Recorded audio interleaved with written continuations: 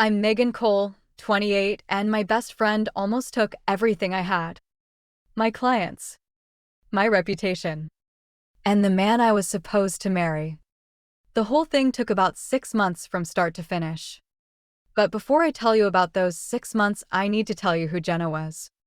Jenna and I met when we were 6 years old. We lived on the same street in a small town outside of Sacramento. Her house was a pale yellow ranch with rose bushes along the front walk. Mine was a white two-story with a front porch and a swing that creaked in the summer wind. For houses between us. First day of first grade, she sat down next to me on the reading rug and split her strawberries with me. The ones her mom packed in her pink lunchbox. She did not ask if I wanted any. She just pushed half of them onto my napkin and smiled. From that day on, we were never apart. We walked to school together every morning. Our mothers traded off who made the after-school snacks. We had sleepovers every other Friday, and we stayed up too late whispering about things 6-year-olds think are secrets. Elementary school desk mates. Middle school, we survived braces and bad haircuts side by side. High school, we passed notes in the hallway and cried on each other's shoulders over boys who did not deserve us. College was in different cities, but there was a phone call every single weekend without fail. Sunday nights. 9 o'clock. Sometimes 10 minutes. Sometimes 2 hours. She was the person I called when something good happened and the person I called when everything fell apart. She was supposed to be my maid of honor. Was supposed to be. I became a wedding planner because of Jenna, actually. After college, I worked at an events company for 2 years. I was bored out of my mind. Jenna said you love putting together wedding setups for people, so why not do it for real? So Megan Cole Events was born. 5 years later, I had a small studio with 2 full-time employees and a solid reputation in the local wedding scene. Most of my clients came through referrals. I did not do luxury weddings. I did warm weddings.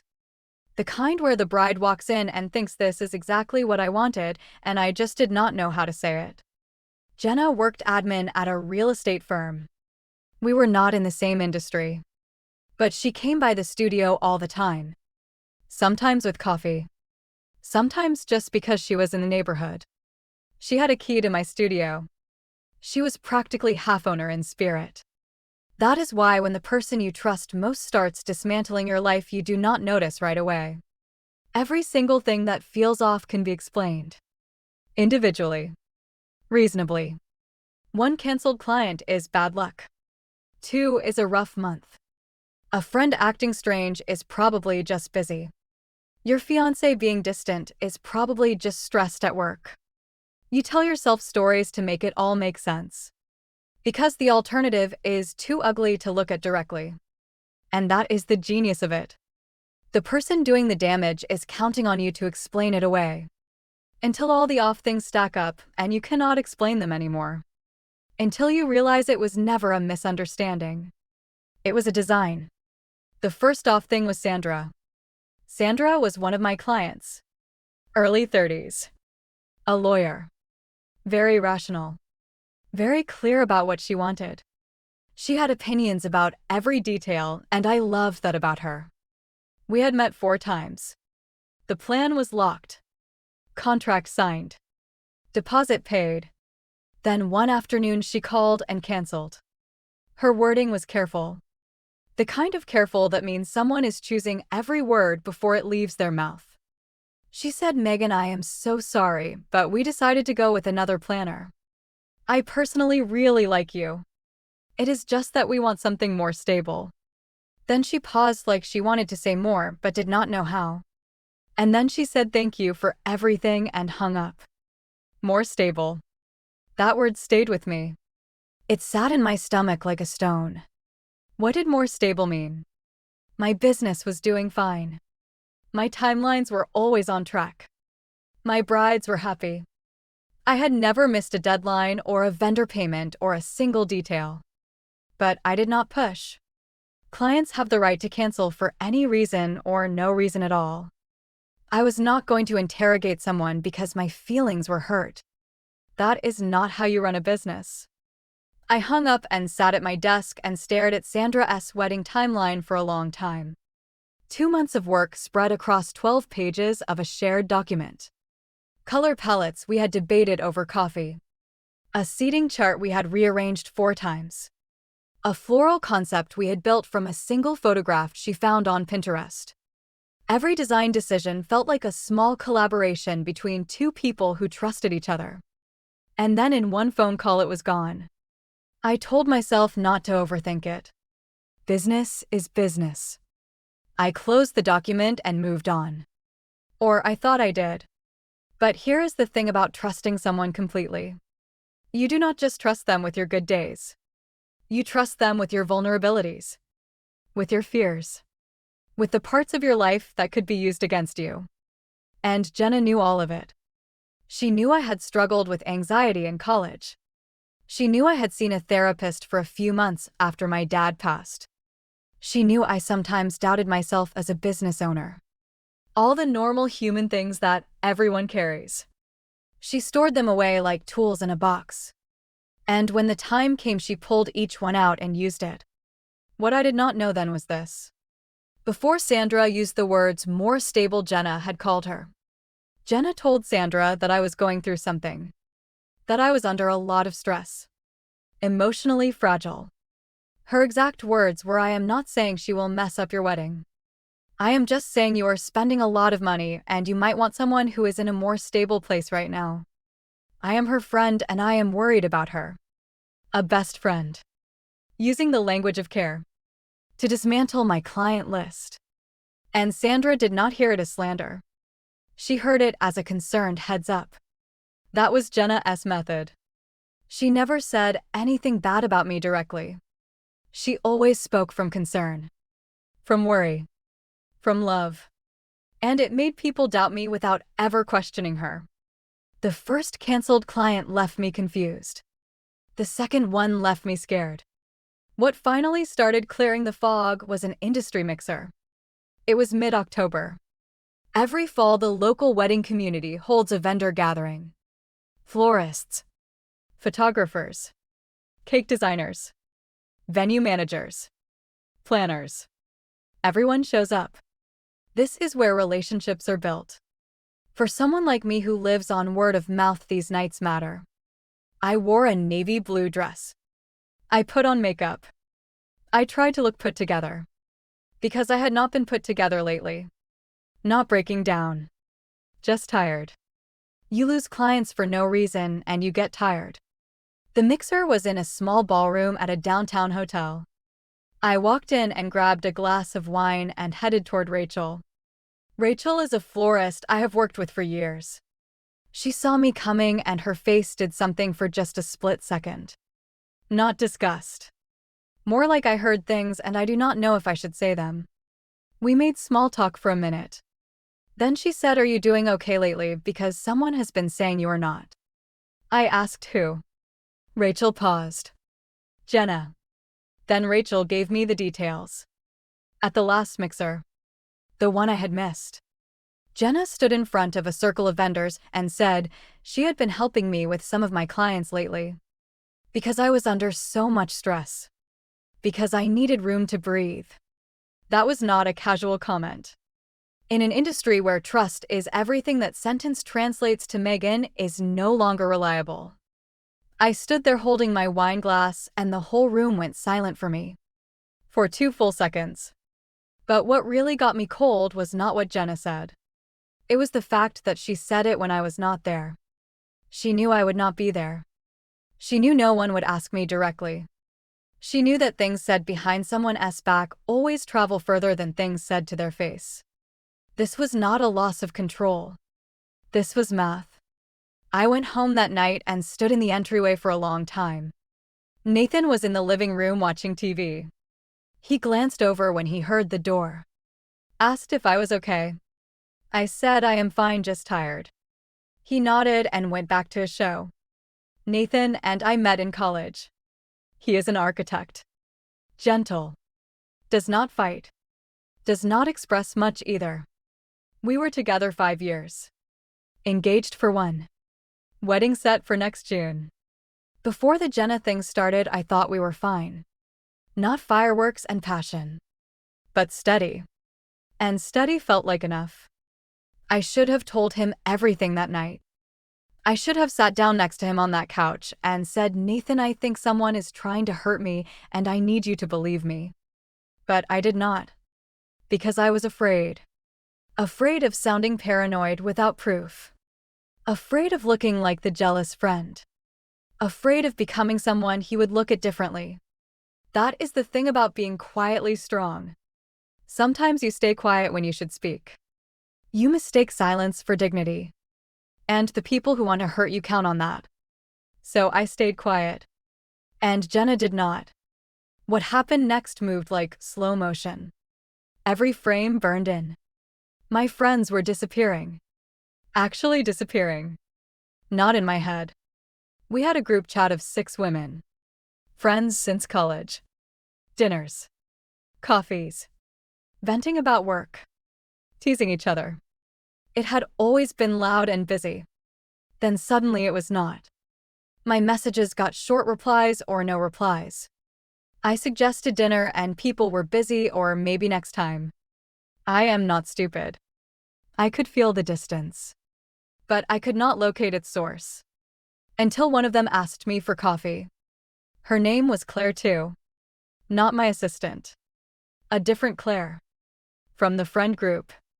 The one I was closest to before everything. We sat in a corner booth at a cafe, and she stirred her coffee without stopping, and she would not look at me.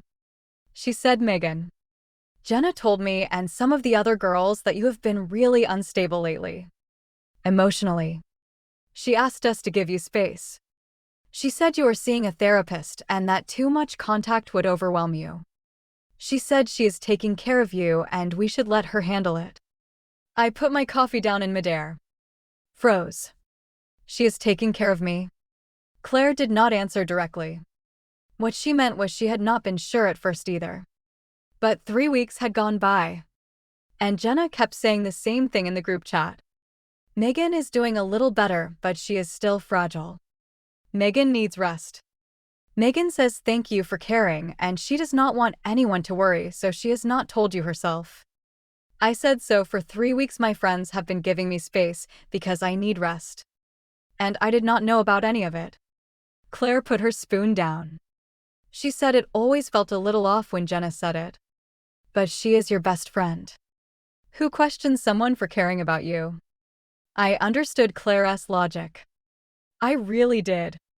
I had been trapped in the exact same logic for 2 months. Who questions someone for caring about you? But that sentence cut both ways. It was Jenna's best weapon. She used my trust and everyone's unconditional trust in the word best friend to build herself the perfect shield. Nobody suspects the person who is just worried about you. I left the cafe and sat in my car for a long time. It was drizzling. That thin October rain that is more like mist than water. I did not turn the wipers on. I just sat there watching the windshield go blurry and the world outside melt into watercolor shapes. A red traffic light bleeding into the gray sky. The outline of buildings softening at the edges. I felt something sinking in my chest. Not anger. I did not have the energy for anger yet. It was a deeper exhaustion. The kind you feel when you realize the thing you have been holding up with all your strength has been quietly hollowed out from underneath you. For months. By someone who had a key to your studio and your life and your history. I thought about all the dinners Jenna and I had shared over the past 6 months. The times she had hugged me and said she loved me. The weekend we spent at a cabin last spring and stayed up talking until 3 in the morning. She had been doing it the whole time. Every hug. Every I love you. Every memory we shared. She was smiling at me across a dinner table with a glass of wine in her hand while sending emails to my clients from her lap. That is a specific kind of cold I cannot describe unless you have felt it yourself. It is not betrayal in the way movies show it. There is no dramatic reveal. No single smoking gun.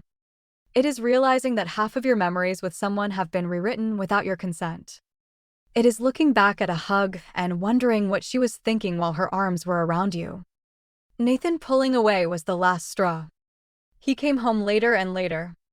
Weekends he was suddenly busy with work. When I talked to him, his eyes did not land on me anymore. There was a thickness between us. You could not see it, but you could feel it. Like frosted glass. One night I made dinner. He sat across from me, pushing food around his plate. Not talking. I asked directly, "Nathan, what have you and Jenna been talking about lately?" His fork stopped. He looked up at me, and his expression was not the anger of being accused. It was the discomfort of being caught. He said, "She is just worried about you. She thinks you have not been yourself lately." And honestly, I have felt it too. I asked him what exactly he had felt. He did not answer. Because he could not. I had not changed. I was quieter. I smiled less. That was it. But Jenna had told him I was not okay. And he did not know whether to trust me or trust her. That uncertainty was the whole thing. She did not need him to fully believe her. She just needed him to be uncertain enough to not stand beside me. That night I finally cried. Not sobbing. Just lying on my side facing the wall with tears running sideways into the pillow. Nathan slept on the other side of the bed. The space between us felt bigger than half a mattress. But this time the crying was different. Every time before I had cried myself into deeper exhaustion. This time when the tears stopped I felt quiet. Clear. Something had clicked. I used to think betrayal was dramatic. A photograph. A discovered lie. A big showdown scene. But real betrayal is not like that. Real betrayal is quiet. Slow. It uses the things you trust most to hurt you. Every step Jenna took was not framed as an attack. It was framed as love. As concern. As being a good friend. She was not stabbing me in the dark. She was turning off the lights and fluffing my pillow and saying goodnight. And then I finally woke up. Not because something huge hit me. It was that night. In bed. Tears drying on my face. And a sentence surfaced in my head, quiet and clean. She is not worried about you. She is deleting you from your own story. And writing herself in. After that night, I stopped crying. I did not become stronger. I became clearer. What I needed to do next was not complain. Not beg for help. Not accuse. What I needed to do was organize. Take every fragment of the last 6 months and put them together. Not to prove anything to anyone else. To see it clearly for myself. The first thing I did was reopen Sandra's voicemail. Sandra had left me a voice message when she canceled. I had been too scared to listen to it before. Too fragile. But now I needed the truth. I opened my phone. Went to voicemail. Put it on speaker. Pressed play. Sandra's voice came through. "Megan, hey, I just wanted to tell you myself that canceling was not my idea. Jenna called me and told me a lot of personal things about you. She is your friend, so I assumed she meant well. But honestly, something felt off about it then. And now looking back, I just hope you're okay. Really." I listened to it 3 times. Then I opened my laptop. Created a new folder. Named it Evidence. I typed out the sender, the date, and a summary of what Sandra had said. Then I asked my assistant Claire to meet me. Not the Claire from the friend group. My work Claire. She had just graduated college 2 years ago. Quiet. Solid. Sat in the corner of the studio handling client communication and timelines. She had been with me for 2 years. We sat on a patch of grass behind our office building. Claire had a bubble tea. The October wind was cool. She looked deeply uncomfortable. I said, "I need you to tell me what you know." Claire was quiet for a few seconds. Then she pulled out her phone. She said, "Emails from 3 months ago." I screenshotted them. I kept them. I did not know if I should tell you because I was not sure if I was reading too much into it. But look. She handed me her phone. On the screen was a forwarded email from Jenna to a client. The opening line read, "Hi, this is Jenna, Megan's South business partner and close friend. Megan is going through a lot right now, so I am reaching out to make sure you are taken care of during this transition period." I stared at two words: business partner and transition period. Jenna had never held any position at my company. She had never been my business partner. And I had no idea what transition she was talking about. My heart was pounding, but not with anger. It was the cold pulse of confirmation. I asked if there were more. Claire scrolled over 20 emails, sent to different clients, spanning from mid-July to early October. Every single one built on the same structure. Introduce herself as business partner and close friend. Imply I was struggling. Offer transition support. I asked Claire why she had not told me sooner.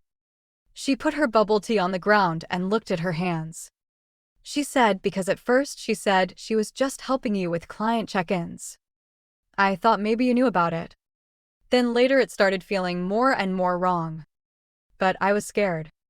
What if she really was just helping? What if I told you and you did not know about any of it and it just hurt you more? I did not know what the right thing was. "I am sorry." I said, "Do not apologize. You keeping those screenshots is the best gift anyone has given me in 6 months." Next, I went to see Rachel, the florist who had told me about the rumors of the mixer. We have worked together for 4 years. Her arrangements are understated and precise, and exactly what I want every time. We met at her flower shop. The shop smelled like fresh stock, lilies and eucalyptus. Rachel was trimming stems at her work table.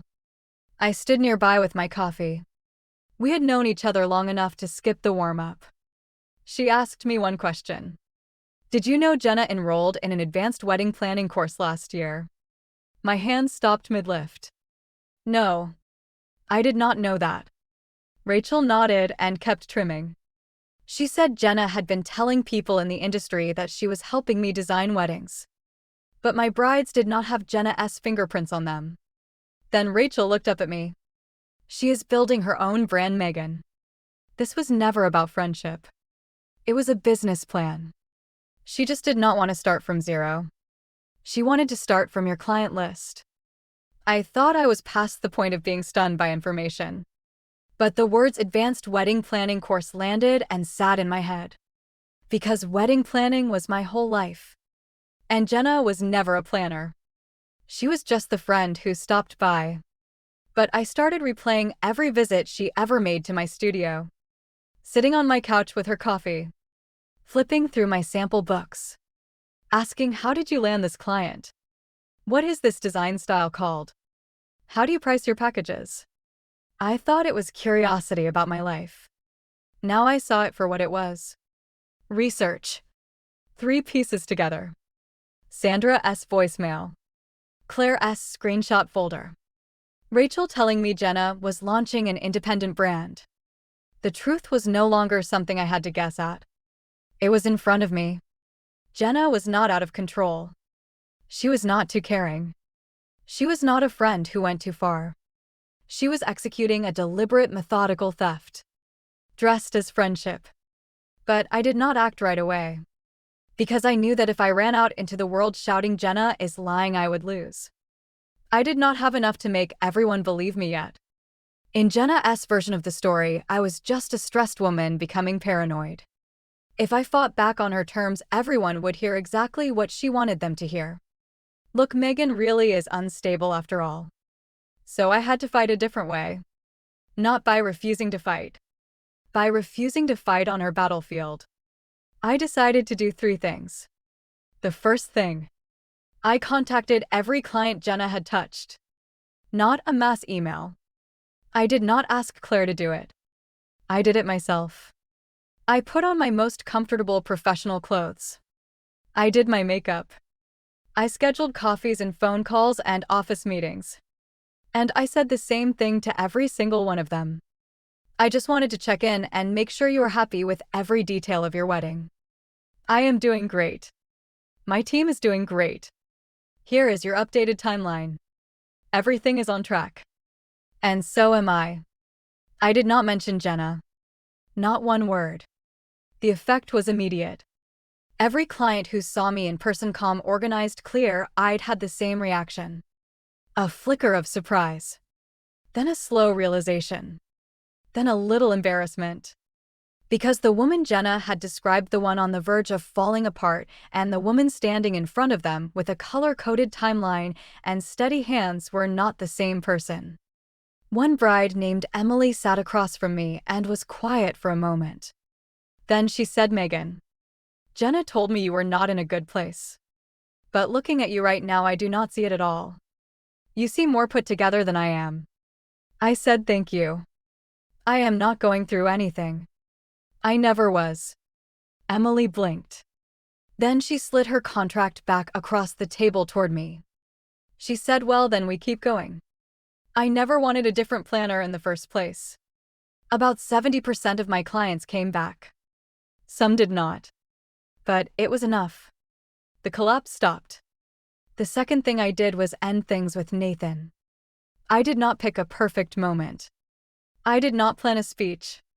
We finished dinner and sat in the living room with the TV off. I turned it off. I said, "Nathan, we need to talk." He sat on the couch looking braced. He knew this was coming. I think he had known for weeks. I did not cry. My voice was low and steady. I said, "I am not going to make you choose between me and Jenna. That is not a thing that should ever happen." He opened his mouth. I kept going. I need a person who, when someone starts doubting me, will stand on my side. If I saw someone undermining him, I would stand on his side. That is what I need. You saw the signs and you did not. I am not saying you did something wrong. I am saying you did not do something right. He was quiet for a long moment. Then he said, "I really did not know. She kept telling me you were fragile. I was scared of pushing you. I did not know whose version to believe. I said you should have believed mine. I was your fiancé. And I have never lied to you." More silence. Longer this time. Then he dropped his head into his hands. He said, "I am sorry. I really did not know what to do." I said, "Now you know what to do.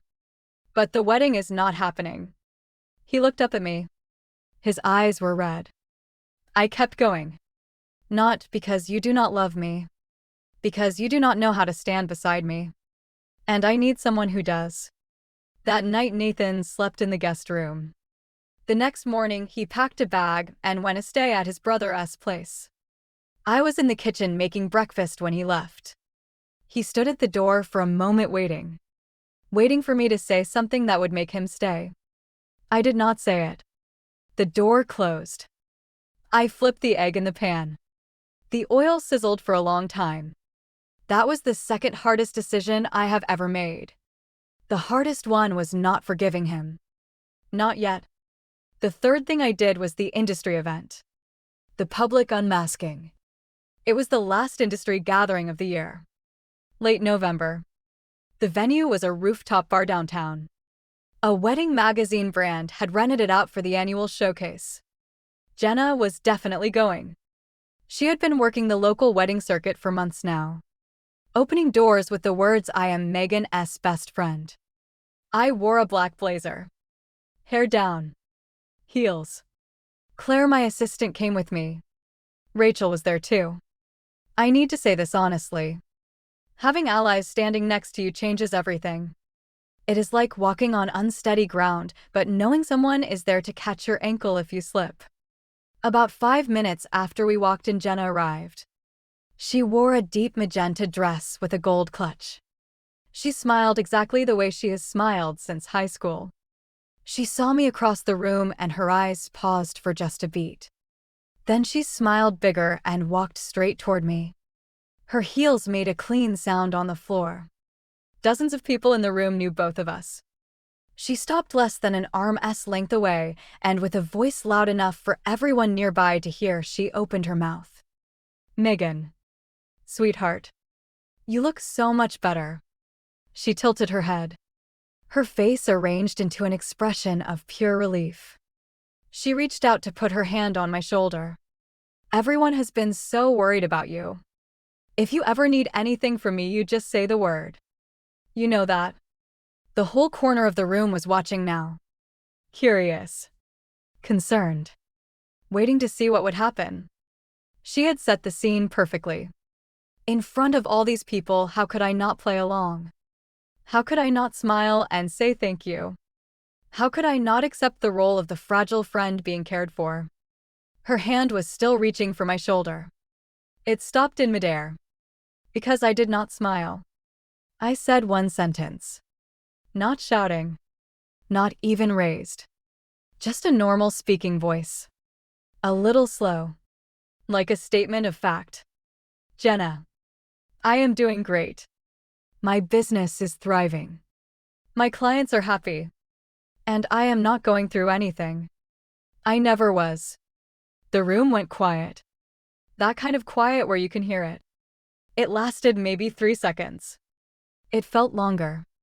Jenna's smile stayed glued to her face for half a second. Then it melted. Slowly.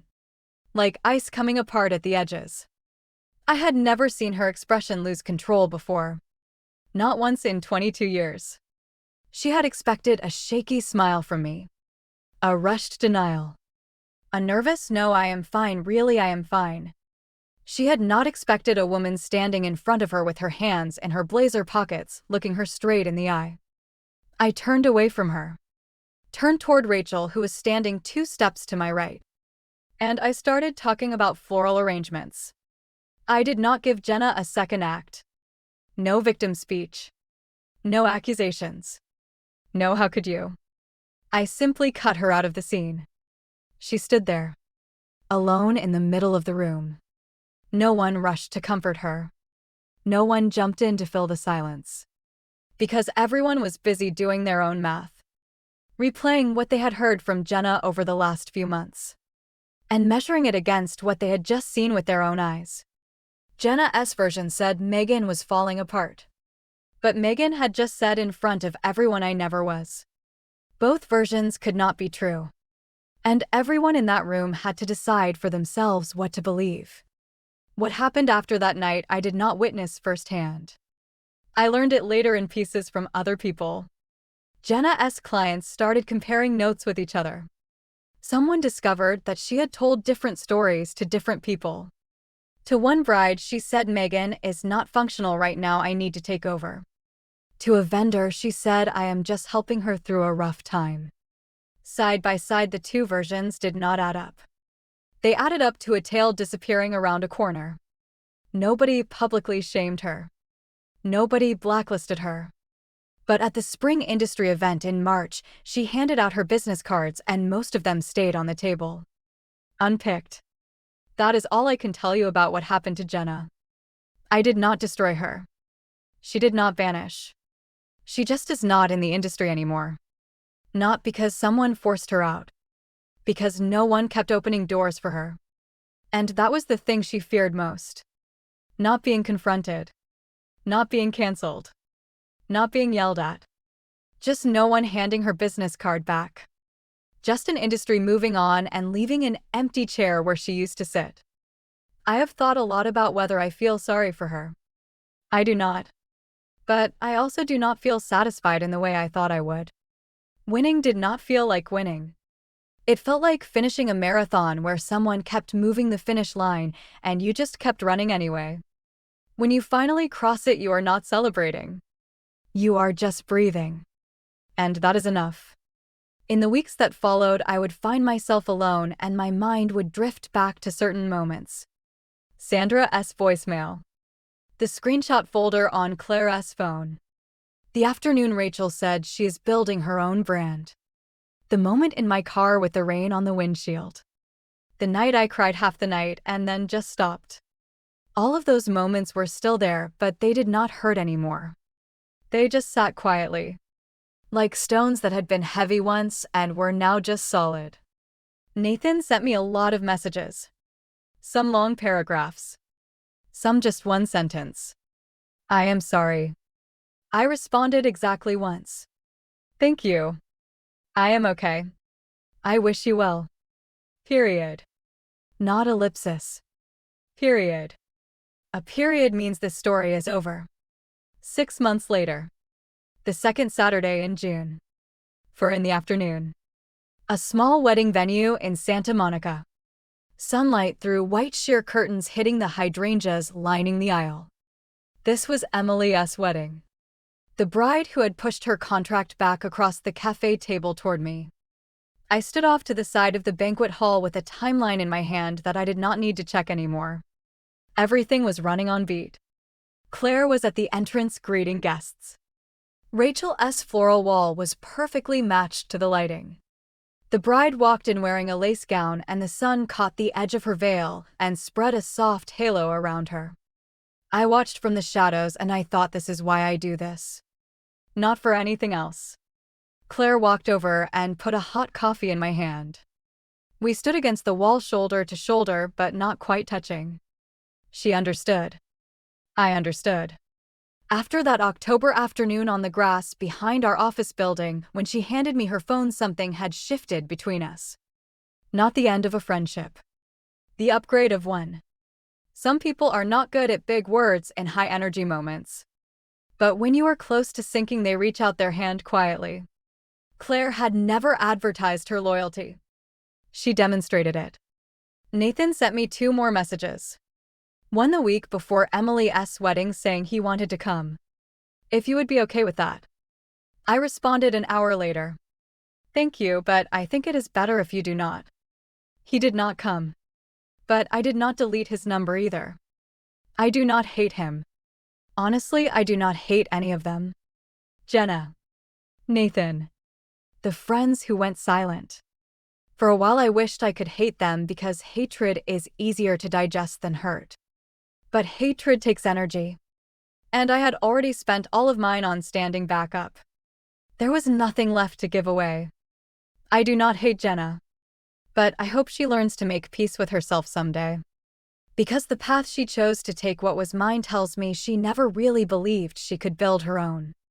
Maybe one day she will learn how to start from zero, instead of starting from someone else's sweat. But that is not something I need to wait around to see. When Emily and her husband exchanged rings, I stood at the very back of the room and watched the light in their eyes. And I thought the same thing I have thought at every single wedding I have ever planned. The vows are not about how long you can be good to someone. They are about whether you will still stand beside them when things are not good. If you cannot, then it is not love. At least not the kind I want. Late that night, after the cleanup, I sat in the empty courtyard. The light was fading. Claire was coiling cables at the other end. Rachel walked over and put a leftover bundle of hydrangeas in my hand. I said, you know, it took me a long time to figure something out. That woman almost took everything from me. But she did not. Not because I was not weak enough. Because I was not willing enough. Rachel smiled. She said, that is because you did not need to be. She was right. Jenna pushed me. And I learned something more useful than how to fight back. I learned how to stay standing. Some things, once they break, you do not have to put them back together. Friendships especially. Not every loss needs a repair. The people who left have left. The new ones came in. Rachel and Claire are as steady as stones. Emily said something to me today that I have kept close. You are the calmest person I know. Not strongest. Not coldest. Calmest. That is what I wanted. Sometimes silence is not running away. Silence is standing still. That is where I am now. Sitting here talking into my phone. You can hear the last traces of the wedding winding down in the background. Headlights sweeping through the trees across the street. The smell of the ocean and June night air. Do I believe in forever? I do not know. I used to think I did. I spent my career building ceremonies that celebrate forever. And then I watched my own forever fall apart in slow motion. So I am not the right person to ask about guarantees. But here is what I do know. Forever is not a promise anyone can make. It is something you build. One ordinary Tuesday at a time. One hard conversation at a time.